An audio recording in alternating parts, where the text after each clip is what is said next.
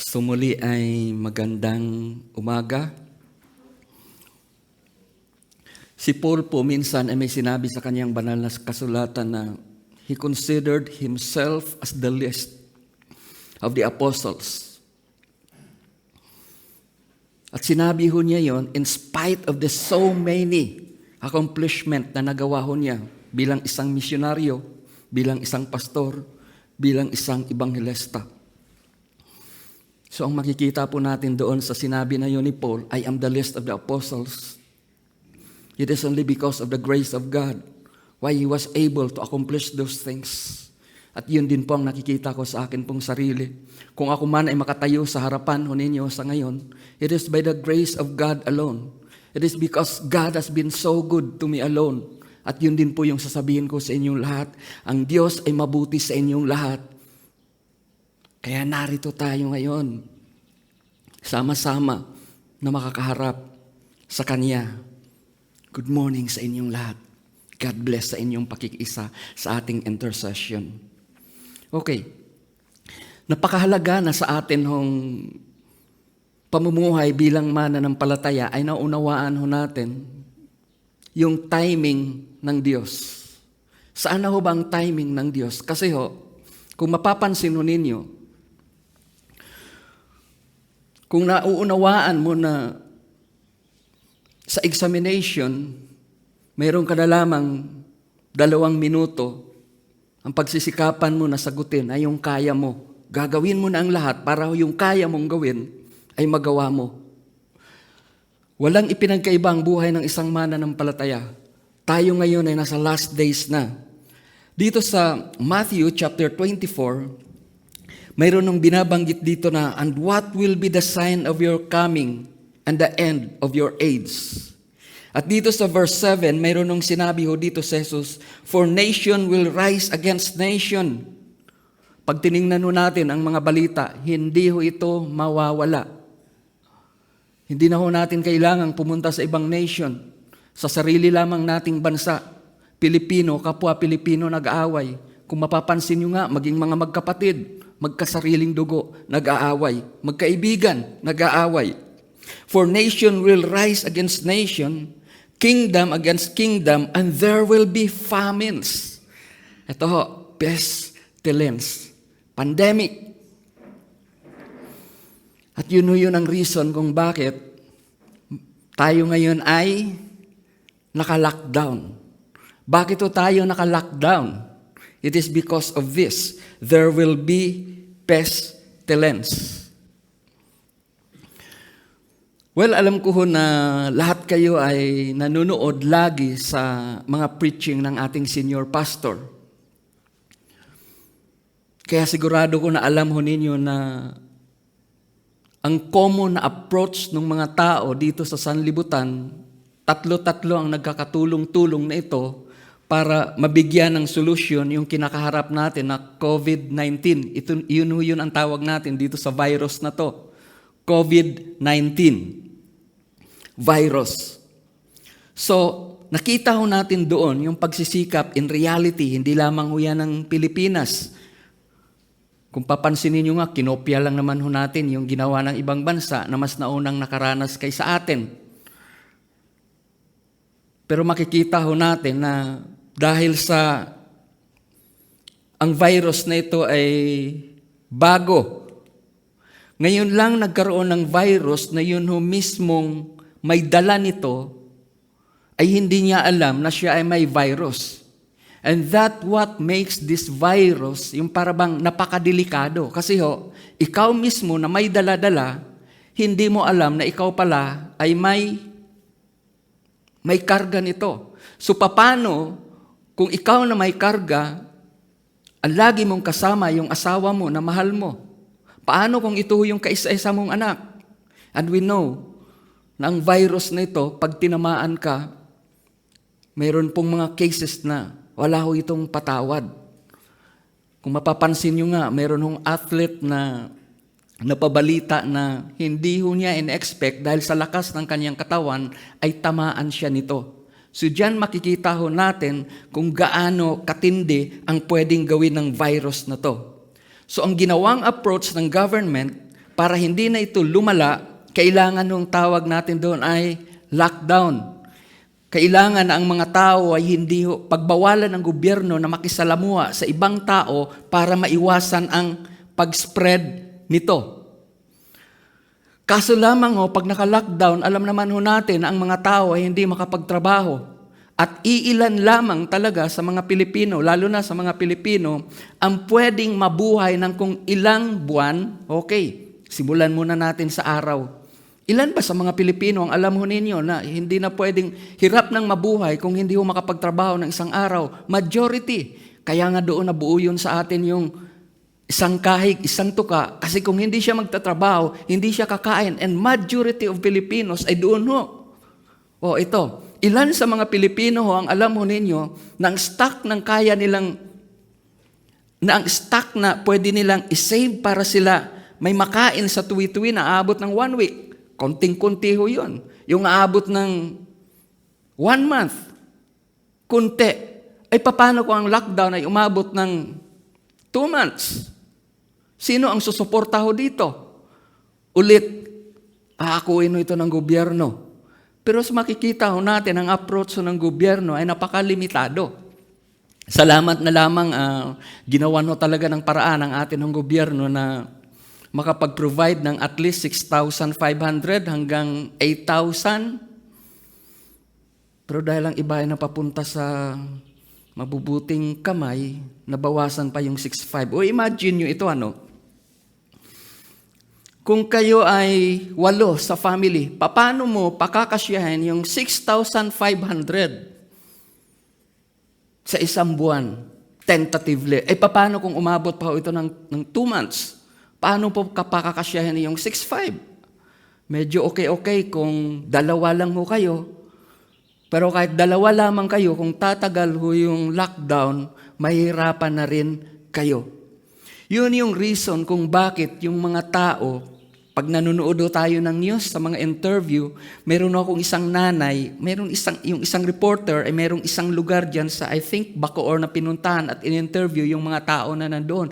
Halos lahat ng tao na interview umiiyak. At ang sabi nila, ngayon lang sila nakaranas, mula nang sila ay isinilang, mula nang sila ay magkaroon ng isang pamilya, ngayon lang sila nakaranas, na liban sa wala ng pambili, wala pang mabili. At ngayon din lang sila nakaranas na kahit mayroon sana silang pwedeng lapitang tao, ay hindi naman nila mapuntahan yung tao na pwedeng tumulong sa kanila. For the first time, nang sila ay magkaroon ng pamilya, yun ang kanilang sabi. At ito pa ang makikita natin. Dahil lockdown, ang lockdown na nangyari hindi lamang sa Pilipinas. So ang dami yung mga Filipino, alam natin, napakarami ng Filipino sa ibang bansa.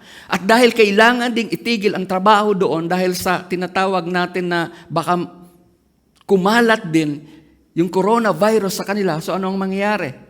Uuwi ang mga OFW na to. Pero ito ang nakakalungkot na nangyayari ngayon sa mga OFW.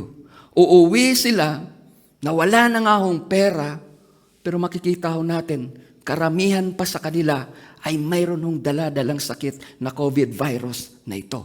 Wala nang pera, may sakit pa. Ikaw lang ang inaasahan ng pamilya mo. Ano ang mararamdaman mo bilang padre di pamilya? O kahit nanay ka, ano ang mararamdaman mo sa ganon? At ang uuwian mo, walang-wala pa. At ito pang makikita natin dito na maaring result ng COVID virus na ito. In reality ang dami nag-aantay ng tinatawag na matapos na itong lockdown, matapos na yung ECQ, GCQ. Ang dami nag-aantay doon, expecting that things will be better. Or brethren, kung hindi mag-intervene ang God sa sitwasyon natin sa ngayon, i-lift up man ito kahit bukas. Ano ang katiyakan mo na magiging okay na? Dahil ang virus na to, wala pa rin talagang masasabi natin na panlaban dito. So gaano ka kasiguro na oras na ikaw ay magtrabaho, yung kaharap mo ay walang dala-dala o walang karga ng virus na to. And at the same time, Gaano ka kasiguro sa ngayon na pagkatapos ng lockdown na ito, yung trabaho mo dati ay mababalikan mo pa? Dahil sa ngayon pa lamang, kung mapapansin ho natin, ang dami na hong kumpanya ang simula na nagsasara. Ang dami na hong kumpanya sa ngayon pa lamang ho ang nagbabawas na ng trabaho. Hindi mo alam kung ikaw ang nabawas na yon.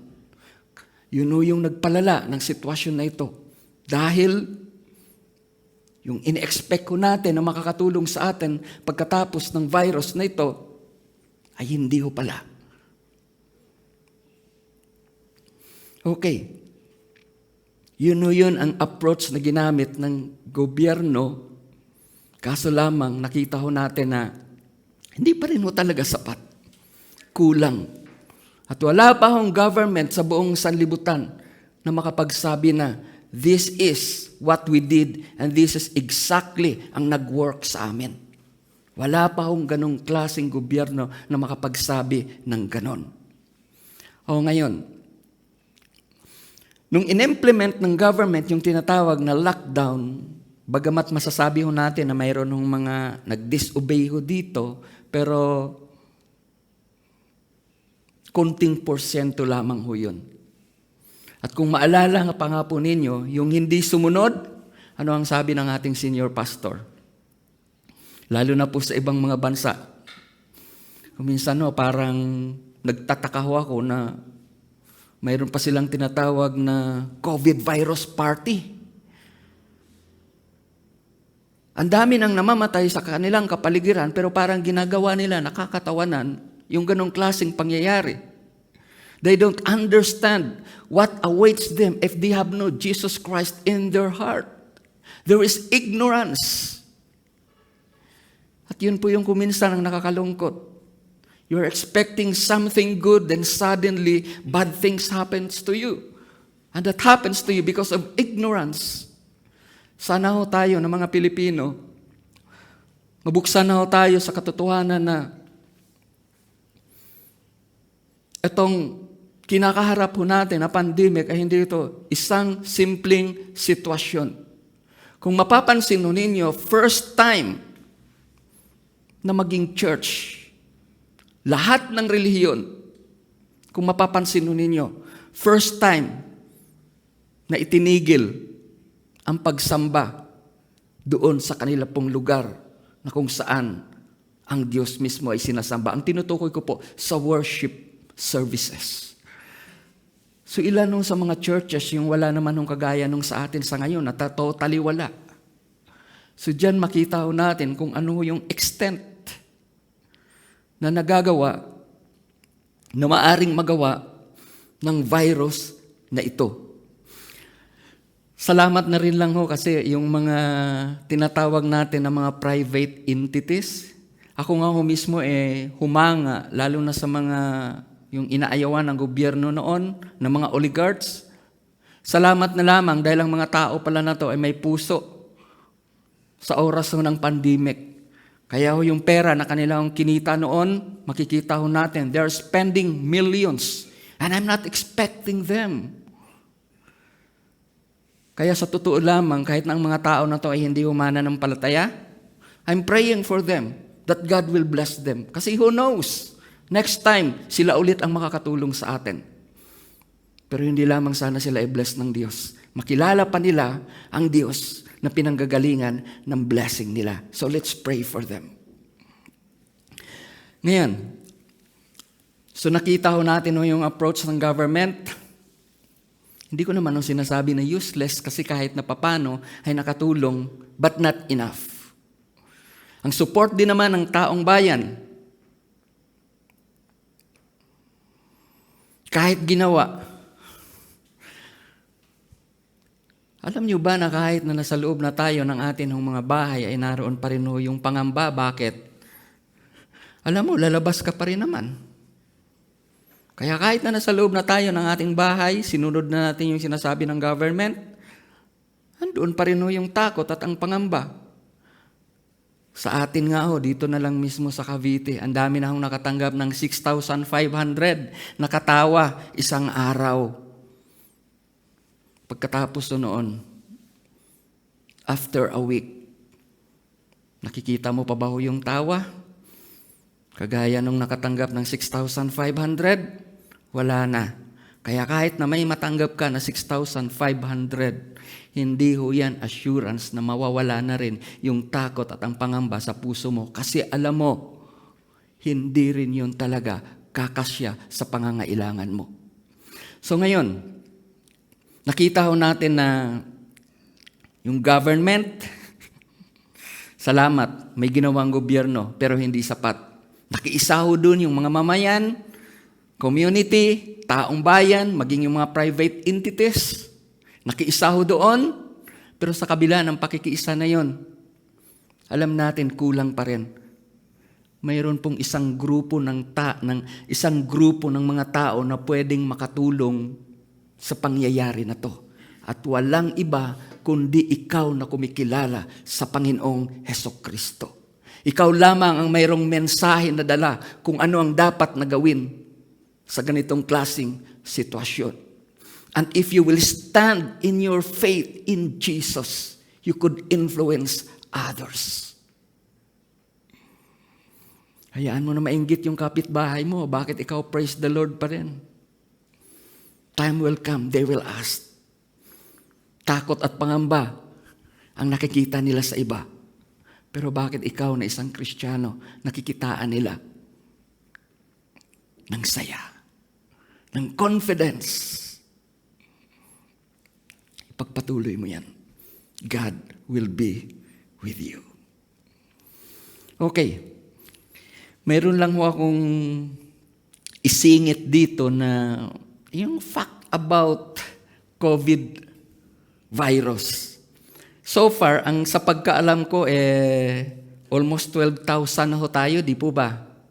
Tingnan po ninyo, ang ipapakita ko po sa inyo sa ngayon, kung dapat nga po ba talaga katakutan ito in its real sense. Okay Ito po. Ilagay na natin kaagad sa 12,000.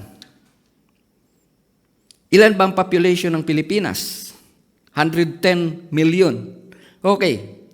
Pag ito ay kinuha mo ito, kung ilang porsyento ng Pilipinas ang tinamaan, ito ay 0.11% lamang. Na pag kinonvert mo ito, sa bawat 9,000 na Pilipino, isa lamang ang tinatamaan. Okay Pag kinonvert mo yan, sa Pilipinas lamang itong kinumpute ko kanina, 12,000 ang tinamaan. Ngayon, ang population ng Pilipino ay 110 million. So, ibig sabihin yan, pag kinonvert mo yan, sa bawat 9,000 na Pilipino na tao, isa lamang doon ang tinamaan. O di ba? Nakakatakot ba? In its real sense. O ngayon, punta ho tayo sa namamatay, na hindi ho COVID virus. Ayon sa statistics ng Pilipinas, ang nakita ko lang kasi na result, yung 2018. So, ito yung gagamitin ko. Ang death rate ng Pilipino ay 6 out of 1,000. Tingnan nyo death rate, 6 sa 1,000 versus yung apektado ng COVID virus, 1 sa 9,000. O alin ang nakakatakot?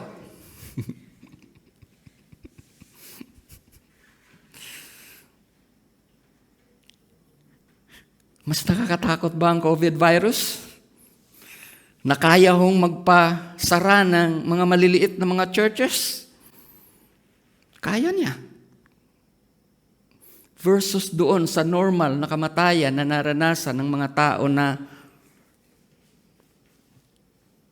1 out of 166 sa normal. Pag kinonvert ho kasi yung 6 out of 1,000, isa sa bawat 166. Yung kanina, 6 out of 1,000, 6 divided by 6, 1,000 divided by 6. So makukuha ka dyan. So sa bawat 166 na Pilipino, ang namamatay doon na ang dahilan ay isa. Yung kanina sa COVID virus, 1 sa 9,000. Tingnan nyo sobrang layo. Pero bakit ito kinakatakutan? At kung titingnan niyo, sino ang takot? Yung walang Kristo sa puso. Yung walang Kristo sa puso, yun yung mga tao na natatakot. Kung mapapansin ho ninyo, kung pwede ko lang na paikutin ho yung ating camera, wala kang makita ho dito na natakot. Wala kang makikita dito na mukha na takot. Takot na nga sa pagkain kasi tumataba na Okay. Ituloy natin itong tinitingnan natin. So, ibalik natin kanina doon sa iniwan nating part, which is yung failure ng government, yung failure ng community para ma-stop ang pandemic na ito. Okay, ang sabi ko sa inyo kanina, ikaw nakabahagi ng gawain ng HTBC ay alam mo kung ano ang solusyon. I am sure, alam mo. Ngayon, what do you do? Nananahimik ka lamang ba? What do you do? Bilang isang tao na nakakaalam kung ano ang dapat na gawin, yes, pwedeng hindi mo masabi kung ano ang panlaban sa COVID virus na ito. Pero alam mo kung ano ang panlaban sa takot. Alam mo kung ano ang panlaban sa pangamba. Alam mo kung ano ang panlaban sa mga kalituhan. At yun ang pwede mong maitulong sa mga tao na nakapaligid sa iyo. Yung pandemic na ito ay nagpapakita sa atin na yun yung tinatawag natin na human limitation. Kung mapapansin ninyo, lahat ng dalubhasa, sa dami ng mga matatalino na scientist, sa dami na nag-aaral about COVID-19, buong bansa, lahat ng matatalino ng Amerika, lahat ng mga matatalino ng mga nasa Europe, nag-aaral patungkol dito. Pero ito ang nakapagtataka hanggang ngayon, hindi nila alam kung ano ang tunay na panlaban dito.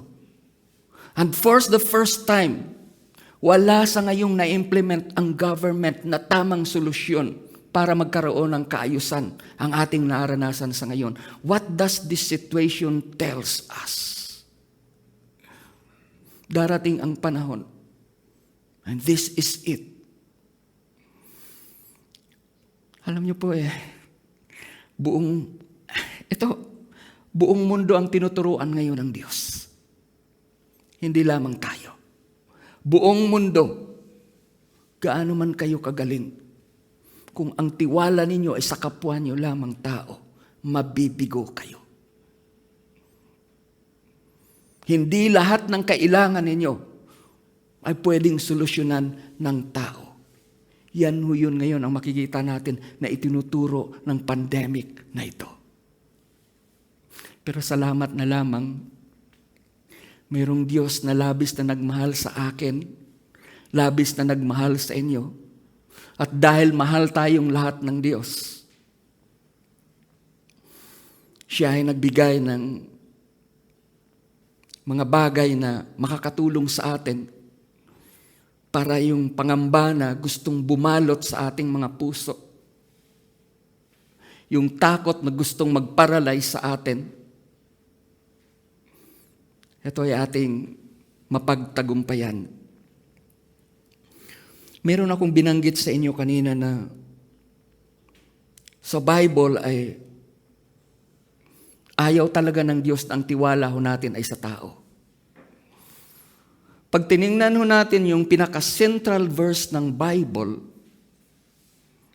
mula sa Old at saka sa New Testament, makikita ho natin kaagad ho doon kung ano ang sinasabi ng Diyos na dapat na gawin ng mga tao. Psalm 118 verse 8. It is better to trust in the Lord than to put confidence in man. Yun o bang para bang, alam niyo, napaka-direct ng sinasabi ng Bible sa verse na yan. Dalawa lamang ho dyan ang binabanggit, Lord and man. Yung bang para bang ang sagot nandoon, A and B lang eh. Ang pagpipilian mo eh. Para umayos ang buhay mo, ito lang dito ka lang maghahanap. Dito ka lang magdidesisyon. At ito pa ang matindi diyan. Sinabi na kaagad ng Lord kung sino ang makakatulong sa'yo. Ang sabi diyan, yung pinaka-center verse ng Bible, nagsasabi kaagad sa atin na, it is better to trust in the Lord than to put confidence in man. At pag tinignan natin yung Jeremiah chapter 17 verse 5, cursed is the man. Tingnan nyo, no? Cursed past. Hindi kailangan na pakikitaan ng Diyos ng hindi maganda o may gagawin ang Diyos na hindi maganda sa tao na yan para siya maging curse. Automatic na kaagad yun. Oras ng isang tao ay magtiwala sa tao, sigurado na ho yan. Ang buhay niya ay papunta na ho doon sa isang buhay na parang sinumpa. Hindi kailangang may gagawin. Halimbawa, ako ikaw nagtitiwala ka sa kanya. Hindi ko kailangang may susumpain kita para pumalpak ang buhay mo. Automatic na kaagad yun. Oras na ikaw ay nagtiwala sa tao, pansamantala lamang ang pwedeng gawin sa iyo ng tao. Yes, he might also want to help you. Ang dami naman talagang tao na gustong tumulong eh. But how long could he help you? Pag nagkasakit ho yan, pag binawian ho yan ang buhay, pag nagbago ang isip ho niyan, pag sinawaan ka niyan, what will you do? But there's someone na kailanman hindi magsasawa sa iyo. Gaano man ang gagawin, nakapalpakan mo sa buhay. While we were still sinner, Christ died for the ungodly. Pag sa tao ho, napakabuti ng tao kasi mabuti tayo sa kanila. But God, iba ho. Nung kinakalaban ko pa ang Diyos, minahal na ho ako ng Diyos. Eh di lalo na ho ngayon. Hindi ba magpapakita ng Diyos ng katapatan sa sino man na maglalagak ng tiwala sa Kanya? Hindi ba yan gagawin ng Diyos ang tulong na dapat niyang ipaabot sa atin oras na kinilala ho natin siya? Salamat na lamang kayong lahat na kaisa ngayon sa intercession na ito. Alam ko na naglagak kayo ng iyong tiwala sa Diyos. At dahil kayo ay naglagak ng iyong tiwala sa Diyos, tinitiyak ko rin sa inyo, patutunayan ng Diyos na siya ay buhay, lalo na sa pandemic na ito. Patutunayan ng Diyos na yung mga tao, maaaring mayroon ka, ito tandaan mo ito, maaaring may tao na hindi pa kumikilala sa pamilya mo. Pero dahil ikaw ay kumikilala sa Diyos, tinitiyak ko, madadamay. Maaaring ang anak mo hindi ho kumikilala sa Diyos o hindi lubusang nagtitiwala sa Diyos. Pero dahil ikaw na isang nanay, ikaw na isang tatay, ikaw na isang anak ay nagtitiwala sa Diyos, madadamay ho yun yung pamilya mo sa kabutihan ng Diyos. Hindi ka gugutumin ng Diyos, kasama mo yung anak mo, kasama mo yung mga malapit mo sa buhay. Hindi rin ho yan gugutumin ng Diyos. Pag tinignan ho natin ho yung Bible, meron na hong mga previous na lockdown na nangyari noon. Ang binabanggit ko doon ay yung 40 years ng Israelites sa wilderness. Ngayon, walang ospital ho doon. Ngayon nga, pag may pandemic, ang dami mong ospital na pwedeng puntahan. Ang dami yung doktor na pwedeng titingin sa'yo. Ngayon nga ho, mayroon ng gobyerno na pwedeng magbigay sa iyo ng tulong kahit papano. But that time, wala hong ganon. Pero hindi ho ba tayo napapaisip? Yung mga tao, almost 2 million, na naka-lockdown sa wilderness ay pinakain ng Diyos? Hindi ho ba tayo mag-iisip na yung mga tao na yon ay hindi pinabayaan ng Diyos? Kaya tinitiyak ko sa inyo, sa lockdown na ito, kung tayo ay magpapatuloy sa ating pagtitiwala sa Diyos, hindi kayo pababayaan ng Diyos. Ngayon mo higit na mararanasan ang kabutihan ng Diyos sa buhay mo. Ngayon mo higit na mararanasan na ang Diyos pala ay labis na nagmamahal sa iyo. Ngayon mo mararanasan na ang Diyos pala ay mayroon pa ring magandang plano sa iyo. And as long as you believe in it, mark my word, see what God will do to you after this lockdown. Ang lockdown na ito ay hindi ho ito katapusan ng buhay, lalo na pagka ikaw ay isang mananampalataya. Ulitin ko yung sinabi ko. Ang lockdown na ito ay simula pa lamang ng mas matinding pagkilos ng Diyos sa buhay mo hanggat ikaw ay magtitiwala sa Kanya. So pray for it, na ikaw ay makapanatili at makapagpakita ng katatagan sa ating Diyos. Pag tiningnan natin ang Romans chapter 8 verse 31, sabi ho dyan, if God is for us, ito yung mensahe ng mga mananampalataya.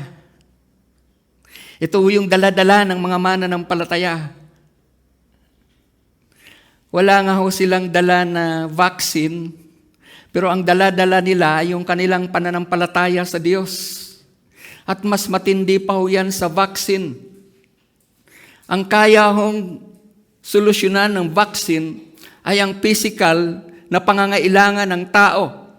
Pero ang pananampalataya na dala-dala mo, higit pa sa physical na kalagayan ng isang tao, ang solusyonan yan. Ang pananampalataya mo ang magiging solusyon para sa finances mo. Hindi ho yan kaya ng vaccine na dala-dala mo kung meron ka. Ang pananampalataya mo ang magsasayos ng relationship ninyo sa loob ng tahanan ninyo. Hindi ho yan kaya ng vaccine kung mayroon ka man yan. At higit sa lahat, ang pananampalataya mo ang magliligtas sa iyo. Oras na bawian ka na ng buhay dito sa sanlibutan na ito. So what does that verse says to us? If God is for us, who can be against us? Sa hindi ho natin maunawaan na pagkilos ng Diyos, yes, maaring mayroon ng mga nananampalataya sa Kanya na i-allow pa rin ho ng Diyos na magkasakit. It might not be COVID. But what does that verse say? If God is for us, kung si Jesus ay kasama mo, ano man ang i-allow ng Diyos na maranasan mo, hindi ka niya kayang iligtas so doon. Kung si Lord ang healer mo, kung kinikilala mo si Lord na healer mo, hindi ka kaya ni Lord kayang pagalingin sa lahat ng mga yon. At ito pa ho, punta ho tayo dito sa pandemic nito. Kinikilala mo si Lord na Savior, hindi ka ba kayang isave ni Lord sa kinakatakutan natin na virus sa ngayon? Maaaring ikinakatakot mo na pagbalik muli ng anak mo sa pag-aaral.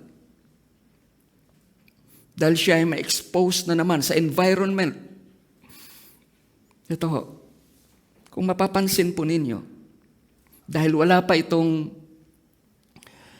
pang gamot dito, hindi lamang barkada ng anak mo ang alalahanin mo.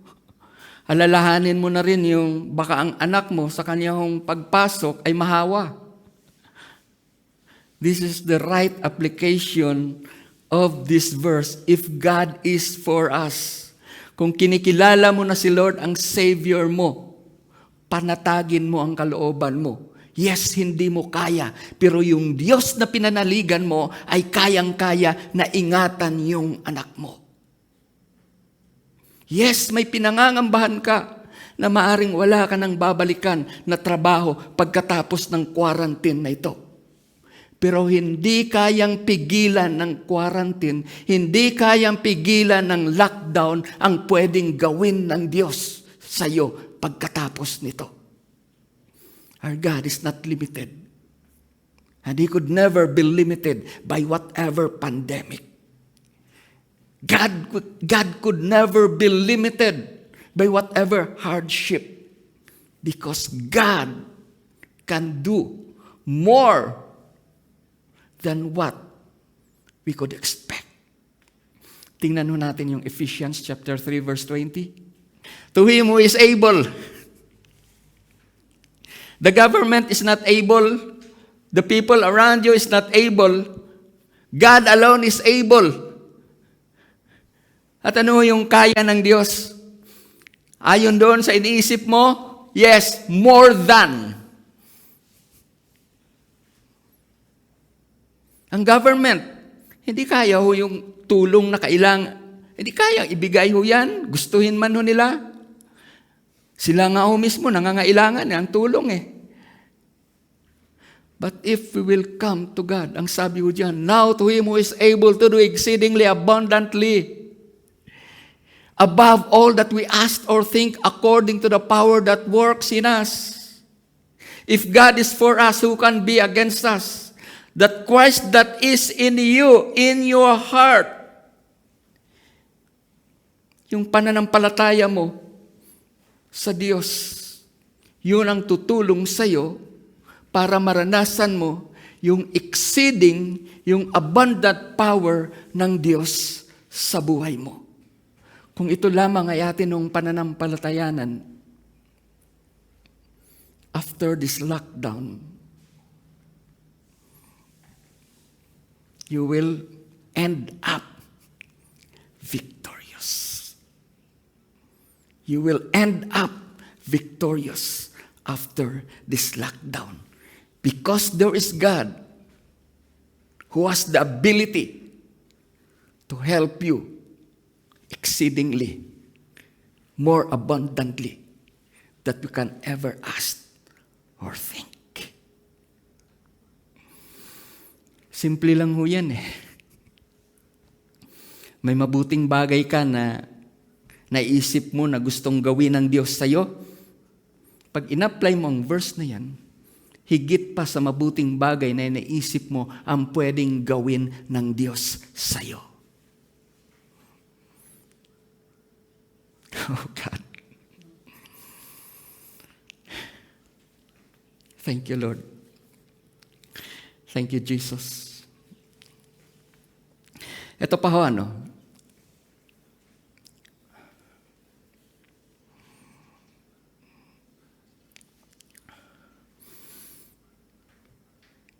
ibinigay na ng Diyos yung greatest need ng human. Salvation ng kanyang kaluluwa. At pag tiningnan ho natin ho yan, yun ho bang para bang, kung sa hirap, yun yung gawin ho nating batayan. Yung hirap, alin bang mas madali? Alin ang mas madali sa Diyos na gawin? Yung mag-provide siya ng solution para ikaw ay maligtas mula sa impyerno, o mag-provide ang solution, o mag-provide ang Diyos ng solution para magkaroon ng gamot o ng vaccine yung COVID virus. Alin doon sa dalawang mas mahirap? Of course, yung salvation, mas mahirap po yun. Ngayon, kung nagawa ho yun ng Diyos, kung ginawa ho yun ng Diyos, kung yun ay nagawa niya, hindi ho ba niya magawa na tayong lahat na nanampalataya sa Kanya ay maingatan niya laban sa COVID virus na ito? Alam niyo, yung God, yung healer, sabi ko nga sa inyo kanina, there are times na kung minsan bakit ipinahintulot ng Diyos na magkasakit ang isang tao, o isang mananampalataya? Doon na sa Christian, ilagay ko na. Kasi mayroon ho talagang cases na gano'n eh. Because that's the only time na mararanasan mo that God is the real healer. That's the only way na ikaw mismo na nakaranas ng sakit at karamdaman, yes, truly, my God heals. Why God kung minsan inaalaw na ikaw ay maghirap? Because that's the best time for you to experience that God is really the God that provides. Bakit ipinahintulot minsan ng Diyos na ikaw ay bagsak na bagsak?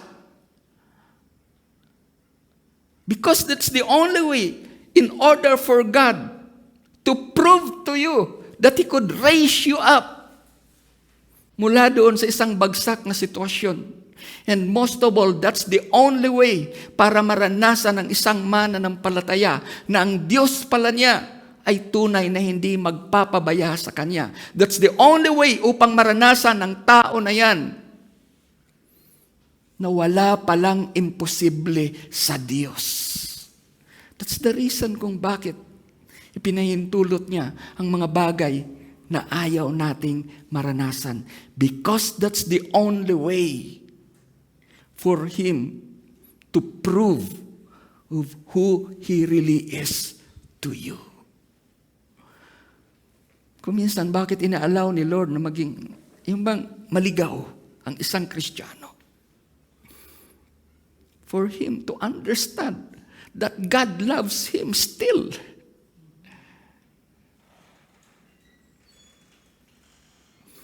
Kaya ito yung pandemic na to, I believe, this is the time for God to prove that He is really a great God sa buong mundo. Meron akong narinig sa news na atheist, doktor, 2 doktor ho ito. Hindi ho sila nanampalataya sa Diyos.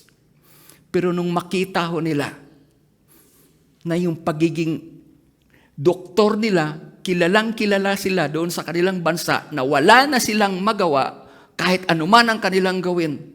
That was the time that they understand that truly life is not in the hands of man, but it is in the hands of God. So I believe may gagawin si Lord kung bakit inaalaw niya ang pandemic na ito. Ito ho, meron lamang pong isang malaking question kasi ho, meron ho kasing mga mananampalataya na matagal ng mga mananampalataya pero ang buhay nila, makikita mo na parang walang Diyos na kumikilos sa buhay nila. Andoon pa rin ho yung kaguluhan. Yung bang para bang, ang point ko lang na binabanggit ho dito, halos wala kang makita nakatiting ng pagbabago. When in reality, ang sabi sa Bible, you are the light of the world.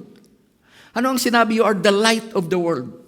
Yung katiting na ilaw, saan mo man yan ilagay, alam mo na may ilaw doon. Hindi mo kailangan, saan ho ba dito ang, halimbawa, mayroong ilaw dito nakatiting sa gabi, ano? Hindi mo kailangan, saan ba dito ang may ilaw? Hindi mo kailangan hanapin yun, kita. Pero ilang Kristiyano na kailangan mo pang hanapin, saan ho ba sa karakter niya ang magpapakita na tunay na Kristiyano na ito? Yung bang para bang pinipilit mo na hanapin doon sa kanya na siya nga ay tunay na mayroong nangyaring pagbabago. So, in reality ho, ito ang atin hong makikita. Ang dami hong nagsasabi na sila ay Christian, which in reality, pinipilit mo pa talaga na hanapan. Yung bang pinipilit mo na maghanap? With in fact, yung light, kahit maliit yan, sigurado may makikita ka. Kasi yun ang sabi ng Bible, you are the light of the world.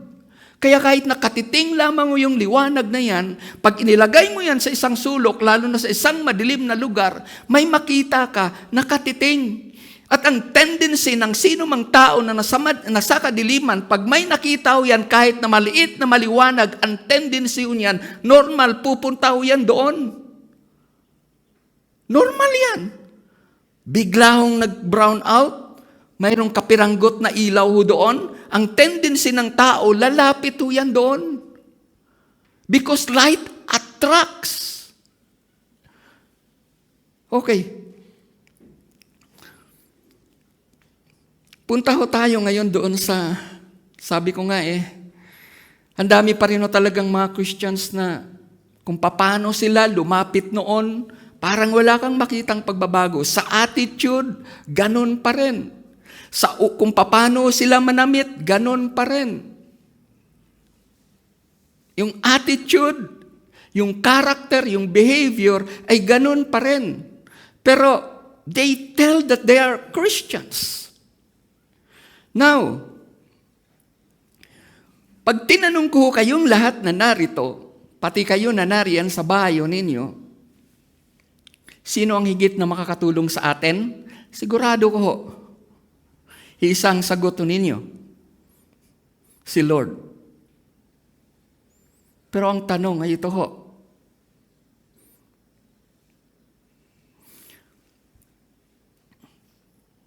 do you always get the help of God every time you call? Out of 10, ilan?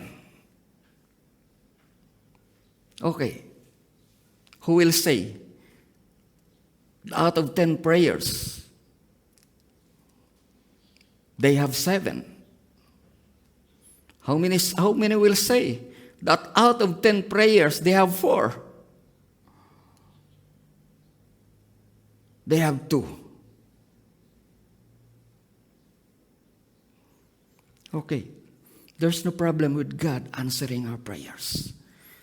But there are certain things that God must first see in us before He could work in us. And these things are vital in the life of a Christian. Pag ito ang makita ng Diyos sa atin ng mga buhay, then there's no problem with God doing what He wants to do to us. Punta ho tayo sa 2 Chronicles chapter 20 para makuha ho ninyo yung point ko.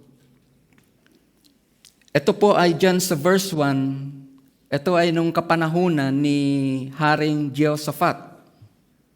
So si Jehoshaphat ay isa sa mga hari ng Israel at the time. Pero sa case na to,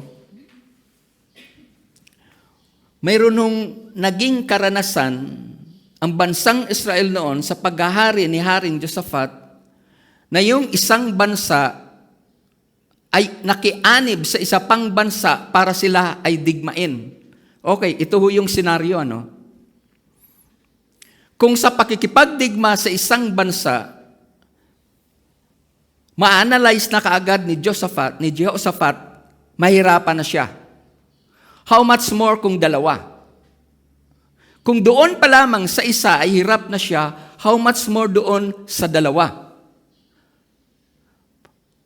Pero ito na lamang ho, dahil ito ang tao na to, ay alam kung sino ang dapat nalapitan, kaya mayroon ho siyang ginawa na tamang aksyon.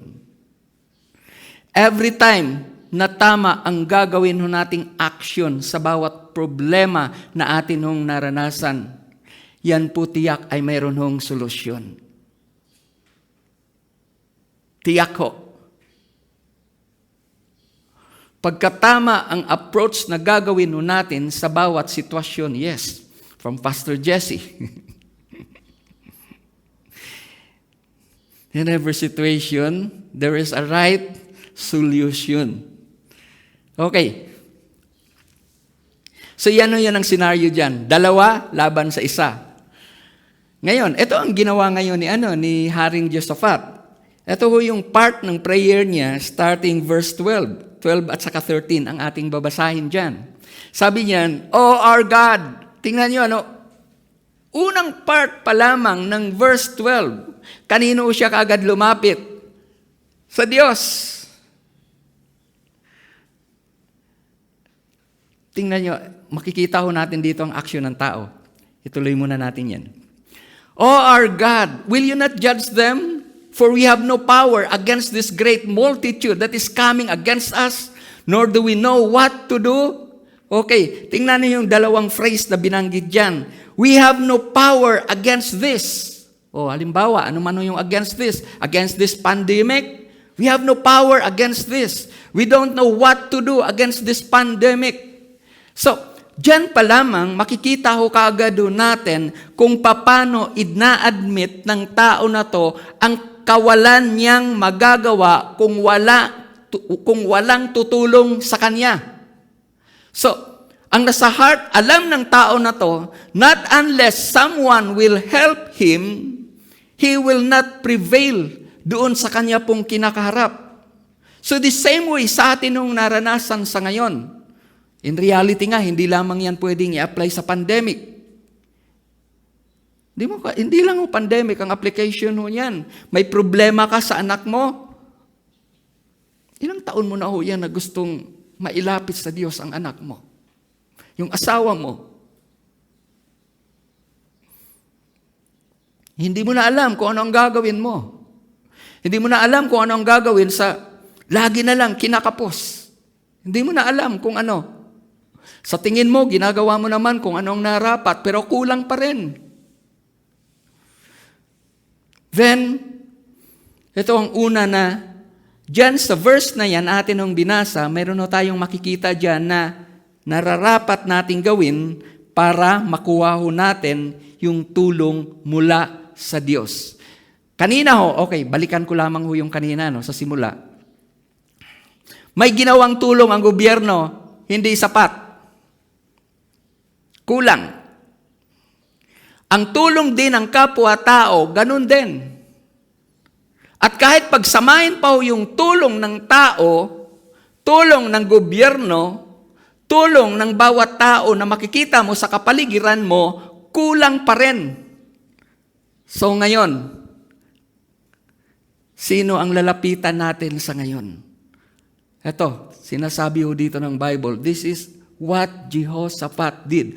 Kung sino ang nilapitan niya, iyon ang ating puntahan at tiyak makakaranas sa tayo ng tulong. Unang part pa lamang ng verse 12, oh my God, our God. At dahil ikaw ay nananampalataya sa Diyos, dahil tayong lahat na narito ay nananampalataya sa Diyos, every time your heart will be poured out upon God, automatic, the eyes of God will be focused on you. 2 Chronicles 16:9. Sabi ko dyan, for the eyes of the Lord run to and throughout the whole earth to show Himself strong on behalf of those whose heart is loyal to Him. Yung verse na yan ay nagsasabi ho, yes,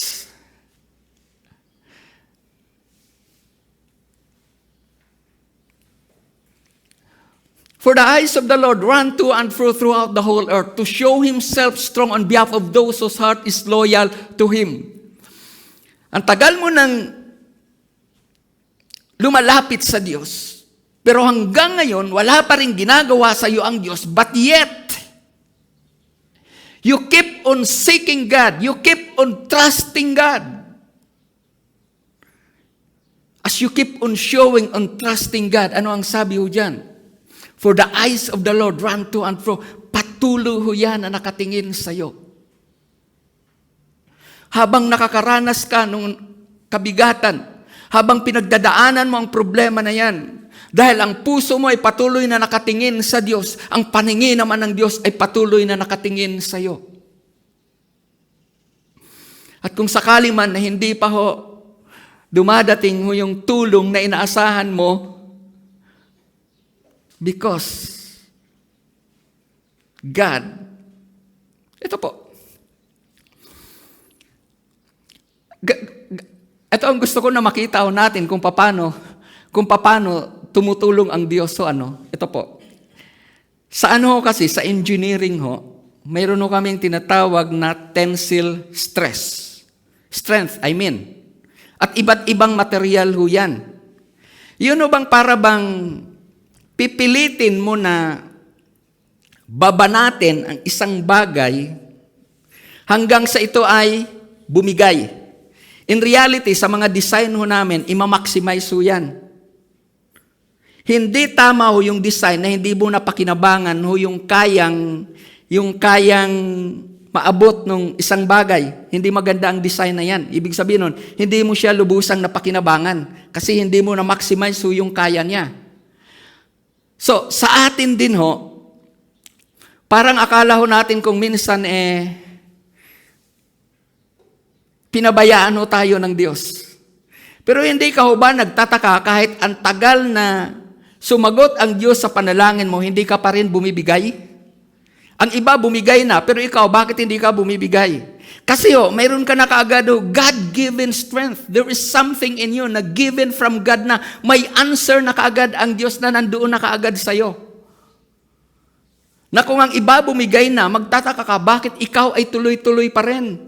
And God knows kung ano ang limitation na yon. At dahil ang Diyos ay patuloy na nakatingin sa iyo, alam ng Diyos kung ano ang limitation. At pag dumating na yung limitation na yan, yung need mo, this is it, yes, this is now the time for me to help this son of mine. Kaya iba-iba ho yan eh. Kaya wag ho tayong magtaka kung ang iba ho, ang tagal. Pero bakit ang tagal nga, ang tatag mo pa rin? Ang tagal na nga na mayroon kang hinaharap na problema, pero hanggang ngayon, praise the Lord ka pa rin. It is already a blessing from God. Hindi pa nga inaayos ng Diyos yung pamilya mo. Hindi pa nga inaayos ng Diyos yung finances mo. Pero hanggang ngayon, praise the Lord ka pa rin. Faithful ka pa rin sa church. Naasahan ka pa rin ng leader mo. There's something in you na God-given already. And just wait. Just wait. For the eyes of the Lord run to and fro throughout the whole earth. Hindi ho bumibitaw ang Diyos sa iyo. Hindi ka binibitawan ng Diyos. At ang pandemic na to, hindi itong panahon para bumitaw sa Diyos. Hindi ito ang panahon. Just keep up the faith. Keep on trusting. Keep on trusting. Okay. Sa verse 13, tingnan niyo yung word na ginamit dyan, now, all. All. Kung mapapansin natin, buong bansa ang dinigma. So, pag matindi ho ang nangyayari, kailangan ho yung pagkakaisa ng lahat na involved. Pagkakaisa ng lahat na involved. So I believe na kung magkaroon man ng, kung halimbawa ho kung magkaroon man na may ma-develop na ho na virus, na panlaban dito sa virus, it is because of the combined prayers of Christians. Kaya sabi niya, now all Judah with all their little ones, with their wives, with their children, lahatan. So lahat ng mananampalataya, this is now the time for us to unite as one and asking for the guidance from God on what exactly must the government do. Manggagaling ho yan sa mga mananampalataya. Yung wisdom kung paano mabigyan ng solusyon ang pandemic na to, manggagaling ho yan sa sama-sama na panalangin ng mga mananampalataya. Kaya sabi niya, now all. Okay. So how can we get the help of God? Yung number one, we have no power against this. Nor we do know what to do. What does it mean? We have to admit our limitation. Okay. What does it mean to admit our limitation? Si Haring Jehoshaphat ho dyan, mayroon na ho yung mga previous na labanan na napagtagumpayan. Hari ho yan nasanay sa digmaan. Pero kakaiba ho ang sitwasyon na ito. So in short hindi ho siya nagtiwala doon sa mga previous na ginawa na ho niya. Sinabi niya, Lord, I don't exactly know what to do. We have no power against this, nor do we know what to do. So there is an admission on his part that he is accepting that what he has, no matter ano man ho yung kanyang na-accomplish, ay hindi pa rin ho yun sapat. Still, it is limited. Alam niyo, ito ang ikinaganda ho sa isang tao ho na si Paul, mayroon nung ganito. Hindi sa nakamtan ko na. Kasi every time na ang isang mananampalataya ay mayroong ganong klaseng kaisipan, hindi sa ako'y ganap na. He will push himself to draw himself more to God. At ano ang sabi sa Bible? God resists the proud, but He gives grace to the humble. So the more you humble yourself to God, the more you will experience the empowerment from God. And the more you will experience empowerment from God, the more that you will accomplish more. Yun po yun ang nangyari ho dito. That's the reason kung bakit ang hari na ito, in spite of his limitation, he was able to conquer the enemy. Because he know kung kanino siya dapat lalapit. And he knows, I could not, but you could. Okay. Mayroon pang last, yung verse 12. Mayroon pang isang phrase dyan. Oh, God. Ito. But our eyes are upon you. Nung binabasa ko tuloy ito yung sa amin kasi pag umuwi ako doon, ang hilig kong umupo sa bintana namin, tapos doon ako magpapakain ng aso, ng manok. Yun ho bang, ito, parang nakita ko ang description na to, eyes on you. At tuwing may ilalabas ako na halimbawa na pagkain, yun ho yung mata ng aso, nakatingin ka agad doon. Minsan, ine-experimentuhan ko pa, pag ginanon ko, gaganon din ho yung yung mata ng aso. At ito, kung minsan nga, trinitrikan ko pa ilagay ko dito yung kamay ko, pero doon ko iitsa. Pero dahil siya ay nakatingin sa akin, hindi siya pupunta doon kahit ginanon ko yung kamay ko. Pupuntahan niya yun yung kung saan ko initsa yung pagkain. Yun na yung illustration, eyes are upon you. Catcher. Alam kung ano yung gagawing kilos ng Diyos. Because His eyes is upon God. At kung ikaw ay mananampalataya, lalo mo na makukuha ho ito. The Spirit of God is upon you. And He will teach you all things. He will teach you exactly what to do on a certain situation because it is the Spirit of God that works in you.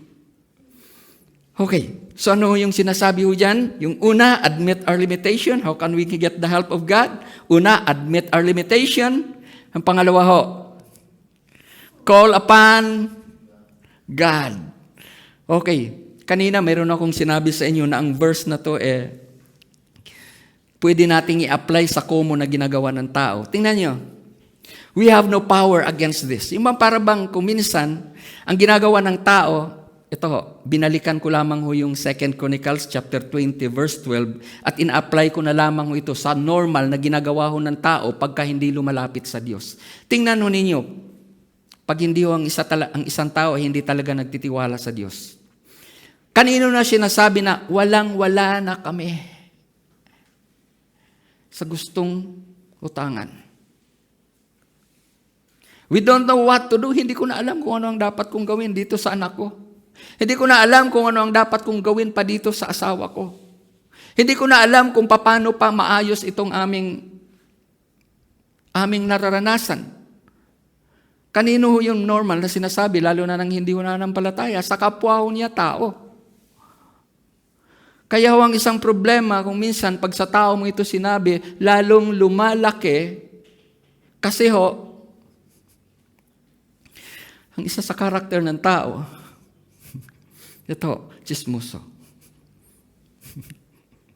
But with God, pag sa Diyos ho natin ho yun, inilapit ho, God knows the deepest need of the human heart. And because God sees the deepest need of the human heart. Ano ang sabi ng Bible? God looks at the heart. So if God sees faith in our heart, there's no reason why God will not act because He sees faith in the human heart. Ganun ho lagi ang Diyos. Pag may makita na pananampalataya, ang Diyos sa atin ng mga puso, hindi pwedeng hindi gagawa ang Diyos sa isang tao na ang puso ay nakikitaan niya ng pananampalataya. Kaya kung sa puso mo ang nakikita ng Diyos ay hindi galit, hindi inggit, hindi pagkabagot, kundi pananampalataya na may magagawa siya. Antayin mo. Antay ka lang. Ang Diyos ay hindi huli. Makikita mo kung gaano siya kabuti, kung gaano siya kadakila sa buhay mo. Maaring ang iba sa atin ay mayroong rejoicing na gagawin. Praise God! Sinagot ako ni Lord. Nung sinagot ka ni Lord, what follows next? Alam niyo, nung habang nagpipray ho kami ho kasi 2:00 kami, yung family ho namin, 2:30. Sabi ko nga doon ko naisip na, sabi ko, Lord, pagkatapos ng pandemic na ito, sino pa ang magpipray? Itutuloy, mayroon pa kayang magpipray? Or if not, not necessarily about pandemic, pero ang point ko lang, yung habit of prayer na nagawa, sino ang magpapatuloy? Ipagpapatuloy pa ba namin yon? Ang point ko doon, oras na nasagot na ang panalangin, what's next? Yun ang nagwo-work sa mind ko noon eh. Kasi pagkatapos na tugunin ng Diyos ang atin hong mga panalangin, mayroon ng kasunod noon. Okay, dalhin ko muna kayo sa isang senaryo sa Bible na kung saan isang grupo ng tao ang nakaranas ng kasagutan ng Diyos sa kanilang mga pangangailangan, but let me use this word. Hindi ho yun nakatulong sa kanilang faith. Let me use that word. Hindi nakatulong sa kanila. Mayroong na-miss sila. At yun ang ayaw kong ma-miss natin. Okay. Puntahan ho natin yung pangyayari sa mga Israelites nang sila ay nasa Egypt. Alam natin ang nangyari. Sila ay pinahirapan ng mga Egyptians. At dahil sa pagpapahirap na ginawa sa kanila ng mga Egyptians, sila ay tumawag sa Diyos na sila ay iligtas. Tinulungan sila ng Diyos. Gumawa ang Diyos ng kaparaanan. And in reality, pag tiningnan natin yung Bible, yung mga miracles na hindi pa nila naranasan sa kanilang talambuhay, naranasan nila nung time na sila ay hanguin ng Diyos mula sa Ehipto papunta sa Promised Land. Yung mga tao na buhay noon, hindi pa sila nakaranas ng miracles kagaya ng kanilang naranasan. Ni sa isip po nila, hindi sumagi sa isip po nila na yung kanilang mga nakita ay gagawin ho ng Diyos. At yung pinakamatindi sa lahat ay nung time na sila na ho ay papunta na sa Promised Land, nung sila na ho ay pinayagan. Pagkatapos ng matinding pagpapahirap na inalaw ng Diyos na maranasan ng mga Egyptians, finally, sila po ay pinayagan na pumunta sa Promised Land. But along the road, mayroon silang kailangang tawiring dagat. At kailangan nilang magmadali kasi sa likuran nila nandoon yung Egyptians. Pero ito yung problema sa kanilang pagpunta sa Promised Land. Sa kanilang harapan nandoon yung dagat. Sa kaliwa nila nandoon yung bundok. Sa kanan nila isa pang bundok ulit. Hindi na rin sila pwedeng bumalik kasi nandoon yung mga Egyptians na humahabol sa kanila. So pag tiningnan natin, they are already at the dead end of their life. Ang point ko dito, ipinahintulot ng Diyos na sila ay makapunta doon sa sitwasyon na yon para makita nila na sa mga gipit na sitwasyon ay mayroon pang makakatulong sa kanila kung sila lamang ay tatawag at hihingi ng tulong. Lumapit sila muli kay Yahweh. So ano ang ginawa ho ng Diyos? Yung greatest miracle, pinakamatindi sa lahat na kanilang naranasan, yung dagat ay bumuka. At lahat sila nakita kung paano nangyari yun. Kumisan nga para bang naisip ko, parang inilalagay ko ang sarili ko sa ganun. Sabi ko nga, siguro kung nandoon ako naglalakad, tapos nandito ho yung dry land. Kasi di ba sabi nga parang naging wall ho yung dagat. Sabi ko baka kung ako sa isip ko lang, baka na-eksperimento pa ako Baka ginanon ko pa ho yung yung kamay ko, lulusot kaya itong kamay ko doon sa sa mind ko lang naman ho yun. So ang point ko lamang lahat sila nakaranas ng pag-iingat ng Diyos. Lahat sila nakaranas ng pagliligtas na ginawa ng Diyos. Ngayon, ito ang tanong. Mas lalo ba silang naging makadiyos? Well, alam mo natin yung nangyari doon sa kwento. Ang mga tao ba na to ay naging prayerful? Na pagkatapos ba dito, Lord, salamat kung hindi dahil sa iyo, alam namin, patay na kami doon sa lugar na yon. Lord, salamat kung hindi galing sa iyo. Kung hindi dahil sa iyo, tiyak, Lord God Almighty, nagpapakahirap pa rin kami. Hirap pa rin kami hanggang sa ngayon. Dear brethren, ang aral na gusto ko na makita natin dito ay ito. Walang problema sa Diyos na tulungan tayo sa lahat ng ating mga pangangailangan. But the greatest question is this. Who you become after God answers our prayers. Kung wala pong nangyaring pagbabago sa ating mga buhay, pagkatapos ng matinding tulong na ginawa ng Diyos sa ating mga buhay, then we miss the whole point of why God wants to help us. And that is for us to be drawn closer more to Him. Bakit gusto ng Diyos na tayo ay lalong mapalapit sa Kanya? Ang Diyos, hindi mo siya kailanganin sa buhay mo ng minsanan. Do you mean to say na kung saan mo lang kailangan ang Diyos, doon ka lamang lalapit sa Kanya? Tinulungan ako ng Diyos ngayon. Bye-bye, Lord. Tapos sa susunod na naman ulit, mangangailangan na naman ako. Saka na naman ako lalapit sa Diyos. No. Ang reason kung bakit gusto ng Diyos na pagkatapos na siya ay nagpapakita ng kabutihan sa ating mga buhay. Ang reason kung bakit gusto ng Diyos na tuwing tinutugon niya ang ating mga panalangin, tayo ay mas lalo naman na nagpapakita ng katapatan sa Kanya kasi gusto ng Diyos na tuwing ikaw ay nangangailangan, tuwing ikaw ay may kailangan, hindi ka na mahihirapan pa. Automatic nandyan na kaagad ang tulong niya. Ito kung mapapansin ninyo, bakit ang isang Kristiyano ay lagi na lang hirap? Nag-pray siya na magkaroon ng work, nagkaroon siya ng work. Lumayo kay Lord.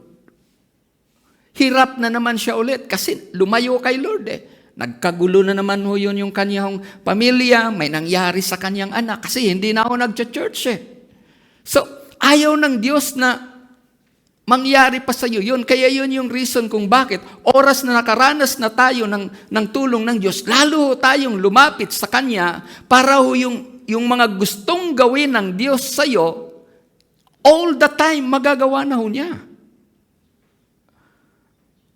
Nasasaktan ng Diyos na ang Diyos mismo na labis na nagmahal sa atin. Ayaw yun ng Diyos na yung asawa ko naliligaw. Ayaw ng Diyos na yung pamilya ko yung nanay ko magulo. Ayaw niya yun. Yung kapatid ko magulo. Ayaw yun ng Diyos. Ang gusto ng Diyos, ako na tinulungan niya, maging yung mga tao mismo na malapit sa akin, ay maging ayos din. Gusto ng Diyos yun, na maging ayos din. Balik ko tayo dito sa atin nung tinitingnan, patungkol sa reason kung bakit gusto ng Diyos na pag sinagot niya ang atin mga panalangin, tuloy-tuloy na rin Meron po talagang nangyayari na pagbabago sa atin mga buhay. Okay, balikan ko lang yung kwento kanina. Mayroon ho kasi akong tanong na nakabuti ho ba sa kanila? For a time. Kasi kung mapapansin ho ninyo, yung mga tao mismo na nakaligtas ho noon, doon sa mga Egyptians, sa ano sila namatay? Sa wilderness, along the way. Along the way. Ang reason ho ba noon, kaya ho sila hindi nakarating sa promised land kasi nagpabaya ang Diyos sa kanila. Kasi ho, mayroon silang na-miss doon sa una pa lang na lesson ng pagsagot ng Diyos sa kanilang kailangan. They did not stay. They did not stay. Hindi ko sinasabi ho dito na hindi ka naligtas kung ikaw ay Kristiyano. Hindi ho yung point ko dito. Ang point ko lamang dito ay ito ho. Every time you need the help of God, hindi mo na kailangang maghirap ng tudo. Hindi ka hirap. Dahil alam mo, ang Diyos in His time may gagawin sa buhay mo. Okay. Kanina, mayroon akong binanggit sa inyo na yun yung lesson ng prayer.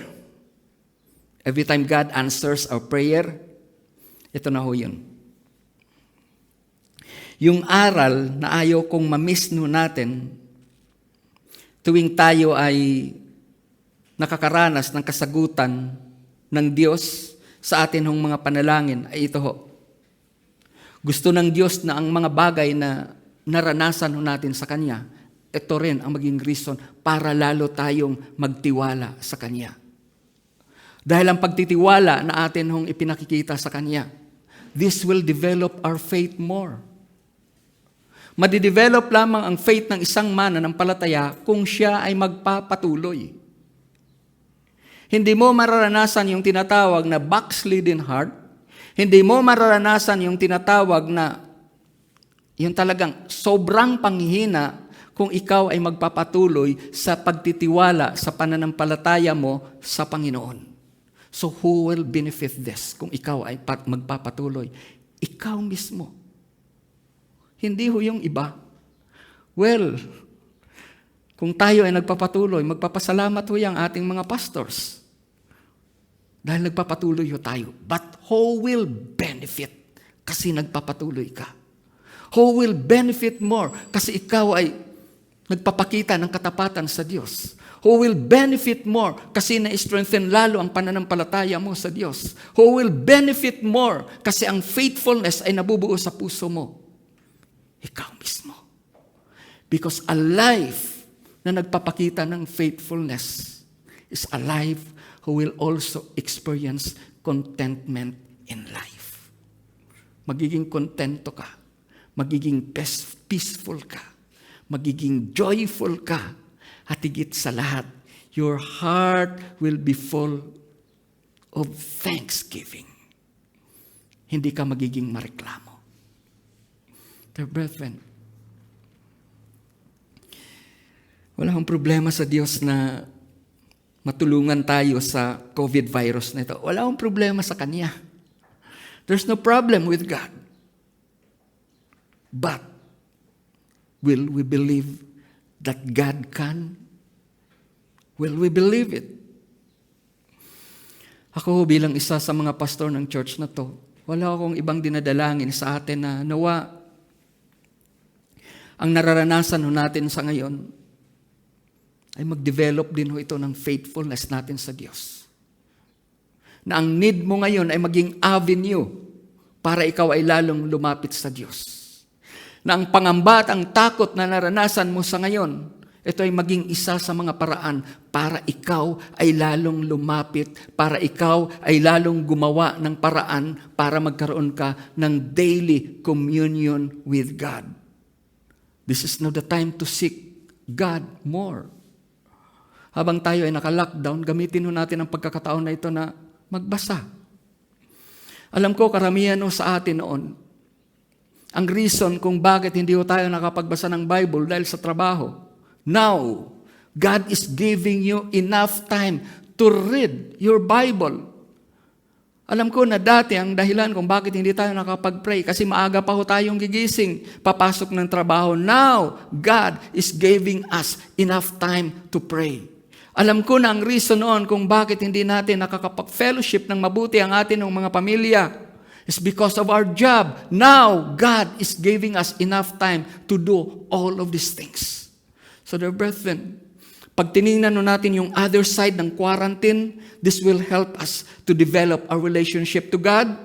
This will help us to develop our relationship with the people around us, especially with our family. And God is giving us enough time to pray. God is also giving us enough time to read His Word. And God is giving us enough time to spend time with Him unhindered. Wala kang iintindihing trabaho. Ang kailangan mo lamang na gawin, gumawa ng isang desisyon na kung ano yung na-miss mo noon sa ngayon, ayusin na ho natin. And I believe, pag ginawa ho natin yon, naging meaningful ang atin hong quarantine. Magiging meaningful ang ating quarantine. At dahil ito ay naging meaningful, pagkatapos nito, pag makabalik ka sa church,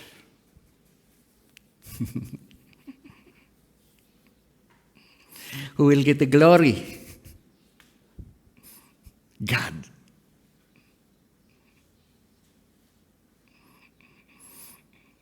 Lalo mong pasasalamatan si Lord. Pagdating sa church na to, dahil mayroong rejoicing na nakikita sa iyo, ang ibang mga mananampalataya, sila din, mayroon din pong good report patungkol sa ginawa ng Diyos sa kanilang mga buhay. Sa pagkatapos ng quarantine na ito, kung kailan man ho yun, at kung tayo ay makabalik na sa church na to, mas matinding pagsamba, mas matinding pagpupuri, mas matinding paglilingkod ang sama-sama nating gagawin para sa lalong ikapupuri at ikakadakila ng ating Panginoon na nag-alay ng kanyang buhay para sa atin. Huwag nating i-miss ang pwede ho nating gawin kay Lord ngayong naka-quarantine tayo. Gawin ho natin na may meaning ang pagka-lockdown sa ating mga bahay. Make this a time for us to become more spiritual, become more faithful to God, become more committed to God. At nawa, pagkatapos ng lockdown na ito, may we become more Christ-like in our attitude, in our character, and in our way of thinking. Pag ang mga bagay na ito ang ating pagsikapan, ngayong naka-lockdown ho tayo, blessed ka ngayong lockdown na ito. At salamat, walang pinipili si Lord na panahon para i-bless ka. Walang ang pumasok na pera. Pero may na-develop naman na mas closer communion with God. And that's the most important blessing more than having money outside. Yung yumaman tayo sa lalong pagkakilala sa ating Panginoon. So now, ano pang dapat natin gawin? Stand in faith. Keep on humbling ourselves before God. Keep on calling unto God. And as we do all of these things, tinitiyak ko sa inyo, you will end up blessed after this quarantine. God bless po sa lahat at magandang umaga.